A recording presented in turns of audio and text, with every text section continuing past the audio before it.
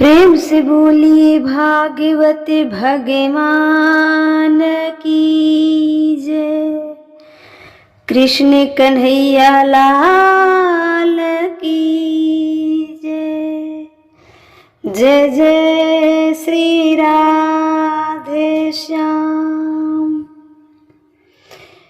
परम मंगलमय प्रातपर परब्रह्म अखिलेश्वर अखिल ब्रह्मांड नायक प्रातपर परब्रह्म भगवान श्री कृष्ण के वांगमय प्रतिमूर्ति श्रीमद् भागवत महापुराण सुनने वाले सभी श्रोतागण माताएं बहनें, यूट्यूब के द्वारा कथा सुनने वाले सभी भक्तजनों को जय जय श्री कृष्णा, जय जय श्री राधे। प्रिय भक्तों, आप सभी का जीवन आनंदमय हो, खुशियों से भरा रहे। आप सभी के घर पुत्र पौत्र की चिलकारियां गूंजती रहे। इन्हीं शुभकामनाओं के साथ मैं कथा में आगे बढ़ूंगी। कल की कथा में आपने सुना कि भगवान जब अद्रों पे अपने रखकर बांसुरी बजाए तो गोपियां सब कुछ छोड़कर दौड़ी चली आई। दूरे हंतयो बयेयु काशिदी दोहम ही तेवा समोसुका पायोधिस्त्य संध्यावनुदस्या परायु। कोई सखी गाय दूह रही है, कोई अपने घर में झाड़ू पोछा बर्तन चौका इत्यादि कर रही है, कोई अपने बच्चे को स्तनपान करा रही है। पर जिस सखी ने जो बांसुरी की तान सुनी, सारे काम स्थगित कर दिया, सारे काम स्थगित कर दी और दौड़ पड़ी। काहे लिए दौड़ पड़ी? कन्हैया से मिलने के लिए दौड़ पड़ी। एक सखी ने जब बांसुरी सुनी तो भूल गई अपना सारा काम, सब कुछ छोड़ के दौड़ पड़ी कृष्ण से मिलने के लिए। क्या क्या छोड़कर आई, क्या क्या हम बताएं। एक सखी आंखों में काजल लगा रही थी कि बांसुरी सुनाई पड़ी। काजल आंखों में लगाना था पर अपनी शुद्ध बुद्ध भूल गई। काजल आंखों में लगाना था पर वो भूल गई कि आंखों में लगाना है। उसे अपने अधरों पे लगा लिया, होठों पे लगा लिया, काली काली कर ली होठ, चल पड़ी। एक सखी भोजन बना रही थी कि भोजन को वहीं जस का तस छोड़कर चल पड़ी। बांसुरी सुनाई पड़ी कि एक सखी दूध दूह रही थी, शाम की बेला थी ना, गाय दूध दूह रही थी कि बांसुरी सुनाई पड़ी। दूध वहीं, बर्तन वहीं, गाय वहीं, छोड़कर जैसे थी वैसे चल पड़ी। हाथ भी नहीं धोआ, हाथ भी दूध में भिगोए हुए, हाथ भी दूध में भिगोए हुए चल पड़ी। अर्थात जो जहां थी, जिस कार्य में थी, उस कार्य को छोड़कर वैसे जैसे थी वैसे दौड़ पड़ी। एक सखी तो अपने बच्चों को दूध पिला रही थी, स्तनपान करा रही थी कि बांसुरी सुनाई पड़ी, बच्चे को कहीं छोड़ दी और दौड़ पड़ी कृष्ण से मिलने के लिए। अब सोचो, ये गोपियां जो लोग कहते हैं कि भगवान रास रचाए, भगवान ने रास रचाया, उन मूर्खों को जरा ये भी बता दो कि उन रास में वो गोपियां गई जिन गोपियों ने अपने पुत्र का भी मोह नहीं रखा, जिन गोपियों ने अपने पुत्र का भी मोह नहीं रखा, अपने श्रृंगार का भी मोह नहीं रखा। श्रृंगार का मोह आपसे आपको है, लेकिन गोपियों का नहीं था। यदि श्रृंगार का मोह होता, काम वासना होता, तो श्रृंगार करके जाती ना, सज धज कर जाती। जो काजल आंखों में लगती है वो अधरों पे क्यों लगाकर दौड़ पड़ती? क्या इतना प्रेम आप सभी के अंदर है? इतना प्रेम आप सभी के लिए किसी के लिए है ही नहीं, नहीं पति के लिए, नहीं पुत्र के लिए, किसी के लिए इतना प्रेम नहीं है,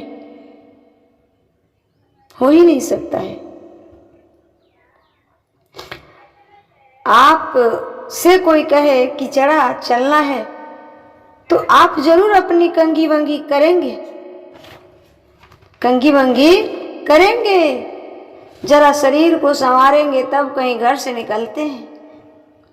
यदि कोई रिश्तेदार डेट कर गया, एक्सपायर कर गया हो, उसमें भी जाना होता है तो आप सभी कंघी वंगी करके ही निकलते हैं, अपने वस्त्र अपने शरीर को संवार कर ही निकलते हैं। पर गोपियां भगवान से मिलने गई तो दूध दूह रही थी तो हाथ तक नहीं धोया, दूध दूह रही थी तो हाथ तक नहीं धोआ। यदि शरीर में ही, शरीर से ही लगाव होता तो शरीर को सजाती, पर शरीर से कोई आसक्ति नहीं, उनका सच्चा प्रेम तो सिर्फ भगवान से था। एक गोपी अपने बच्चे को स्तनपान करा रही थी। एक माँ के लिए पति से भी प्यारा पुत्र होता है। सोचिए, आप कहीं जाते हैं तो बच्चे के लिए कुछ दे दा कर जाते हैं कि ये घर पे रहना तो ये लेना, ये खा लेना, ये रखना। और सोचिए कि उस गोपी ने स्तनपान करा रही थी और फिर जस का तस छोड़कर चली गई। एक गोपी के तो पति श्री ने कमरा बंद कर दिए और बोले कि नहीं जाना है। गोपी ने कही कि प्रभु आप मेरे शरीर को रोक सकते हैं, आत्मा को नहीं। उसने कहा कि नहीं जाना है, हम बोल दिए कि नहीं जाना है, मतलब नहीं जाना है, तुम नहीं जा सकती कृष्ण से मिलने।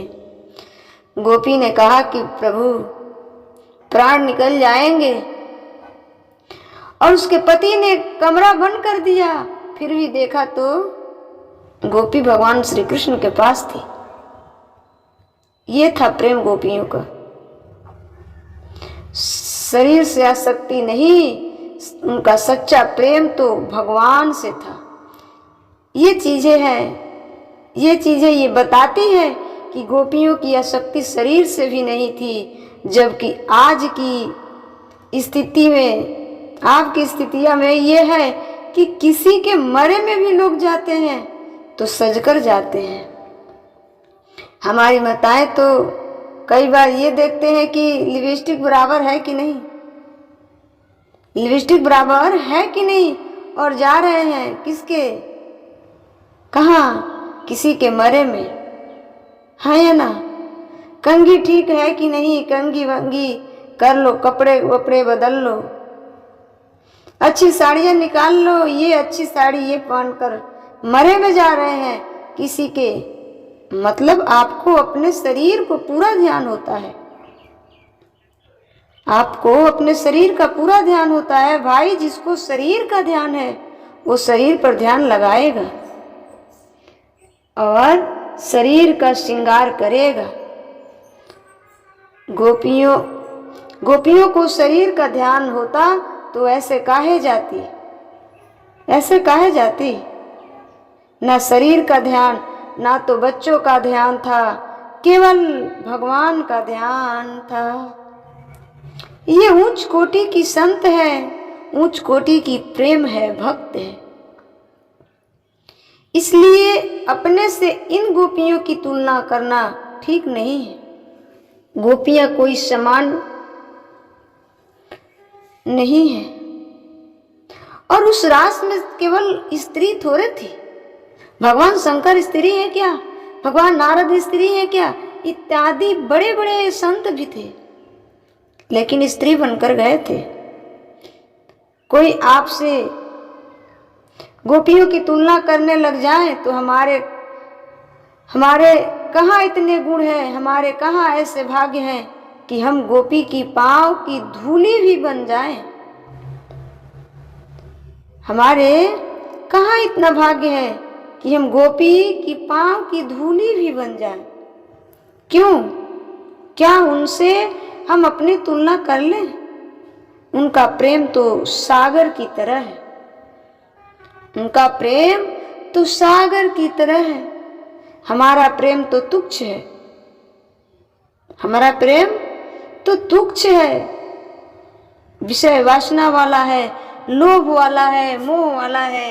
हे प्रभु हमें ये दे दो, ये प्रभु हमें ये कर दो, ये प्रभु इसमें हमें सफलता दिला दो। हमारा प्रेम तो ये है। लेकिन उन गोपियों का प्रेम ये नहीं था, उन गोपियों का प्रेम ये नहीं था। वो नहीं देखी कि हमारा क्या लस हो गया, क्या बिगड़ गया, क्या हमारा शरीर कैसा है। गोपियों ने कभी शरीर की चिंता नहीं की, शरीर की ध्यान नहीं दी। बस भगवान से मिलना है, कन्हैया से मिलना है, एक ही लक्ष्य, एक ही था। बड़े बड़े संत जन गोपी है, कोई साधारण व्यक्ति गोपी नहीं है। आप लोग इस पर जो प्रश्न उठाते हैं ना, जाने के बाद बड़ा हार्ड, वहां इस पर जीरे बहस होगी और फंसोगे। भगवान जब रास रचाए तो उम्र भी बताए कि 7.5 साल की थी। कोई गोपी अपना पुत्र मानती थी, कोई अपना पति मानती थी, कोई अपना मित्र मानती थी। सब गोपी प्रेम करती थी भगवान से, और वो प्रेम शरीर से नहीं था, वो निश्चल सच्चा प्रेम था, निश्चल सच्चा प्रेम था। सच्चा प्रेम किया करती है गोपी। भगवान श्री कृष्ण गोपियों, जो जितना गोपियां हैं उन पर क्यों इतना लुटते हैं? क्योंकि वो संत है। एक जन्मों की पुण्य नहीं है, कई कई हजार वर्षों की पुण्य से गोपी बनकर आई है। हमारा आपका भाग कहाँ है? क्यों गोपी के चरण की धूली भी हम बन जाएं? तो गोपियों से तुलना अपना ना करें। गोपियां कोई समान नहीं है, गोपियां कोई समान नहीं है। भगवान की परम भक्त है, भगवान की परम भक्त है। फिर भी उन गोपियों को थोड़ा सा अहंकार आया तो भगवान उन्हें भी छोड़कर चल दिए, भगवान उन्हें भी छोड़कर चल दिए। तो भगवान है, कन्हैया तो कन्हैया है, लीलाधर है, नाम भी है कन्हैया का लीलाधर। जब गोपियों के संग रास रचाए और भगवान श्री कृष्ण कहे कि गोपियां तुम अपने अपने घर चली जाओ, गोपियां कही कि कन्हैया आपने ही तो बुलाया। तो बोले कि चली जाओ, आपके पति, आपके बच्चे, आपकी गैया आपको बुला रहे हैं। गोपियां कहती है कि कन्हैया आप ही मेरे सब है, आप ही से सब कुछ है, हमें क्या लेन देन, हमें पुत्र, हमारे पति, हमारे गैया, हमारे धन, हमारे दौलत, हमारे संपत्ति सब तो आप है। फिर जब आप मिल गए तो फिर हमें कुछ भी नहीं चाहिए, कुछ भी नहीं चाहिए, हमें कहाँ जाना। कन्हैया कहा कि गोपी तुम चले जाओ, आपके पति ढूंढ रहे हैं, आपके बच्चे रो रहे हैं।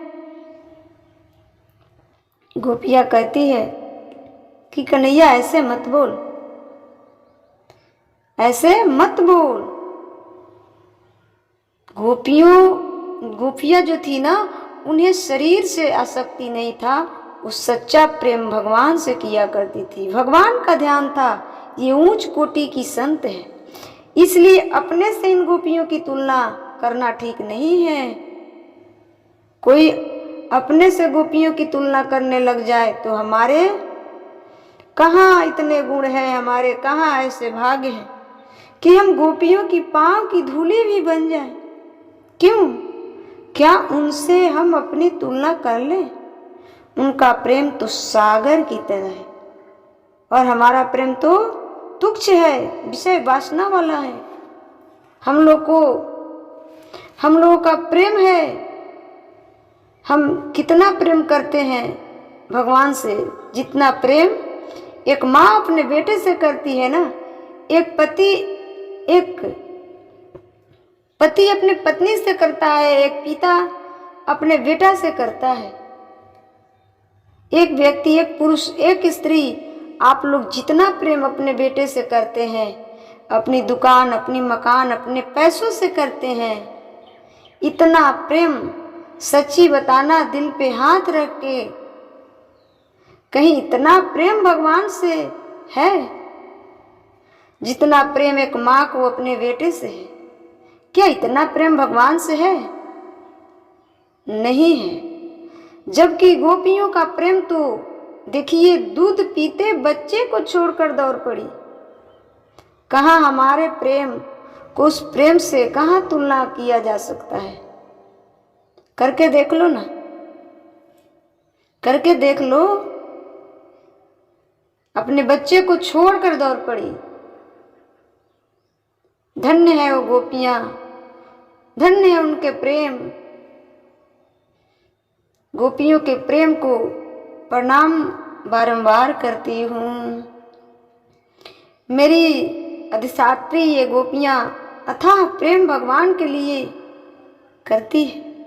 कोई श्रृंगार नहीं, कोई मोह नहीं, दौड़ पड़ी कृष्ण से मिलने के लिए। एक सखी बच्चे को छोड़कर जा रही है।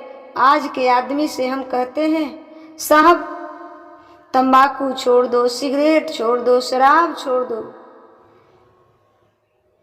आज के आदमी से हम कहते हैं कि ये सब छोड़ दो, दारू शराब इत्यादि। आजकल का आदमी मांस नहीं छोड़ रहा है, शराब नहीं छोड़ रहा है, तंबाकू, बीड़ी, ये सब चीजें नहीं छोड़ पा रहा है। तो ये सब क्या मोह और ममता छोड़ेंगे? मोह और ममता छोड़ पाएंगे? भाई धन्य है वो गोपियां, धन्य है वो गोपियां। बताइए आपके जीवन का त्याग, मुझे गिनाइए क्या क्या त्याग किए हैं अभी तक। आप सभी कमेंट में बताना कि क्या क्या त्याग किए भगवान को पाने के लिए। आपके जीवन का क्या क्या छोड़ सकते हैं? तंबाकू खाने वाले से कहो कि तंबाकू छोड़ दो। सोचो कि तंबाकू नहीं छूट रही है, दारू शराब नहीं छूट रही है, जिससे आप ही को हानि है। हानि आप ही को है ना, सामने वाले को थोड़े है। भगवान को उससे हानि थोड़े है, आप ही को है। आप लोगों से तो आप लोग काम, क्रोध, लोभ, मोह ये विषय को छोड़ देंगे? नहीं छोड़ सकते हैं। और फिर कहते हैं कि भगवान गोपियों के साथ रास रचाए। ओह, जो तंबाकू ना छोड़ सका वो क्या क्रोध छोड़ेगा? वो क्या लोभ छोड़ेगा?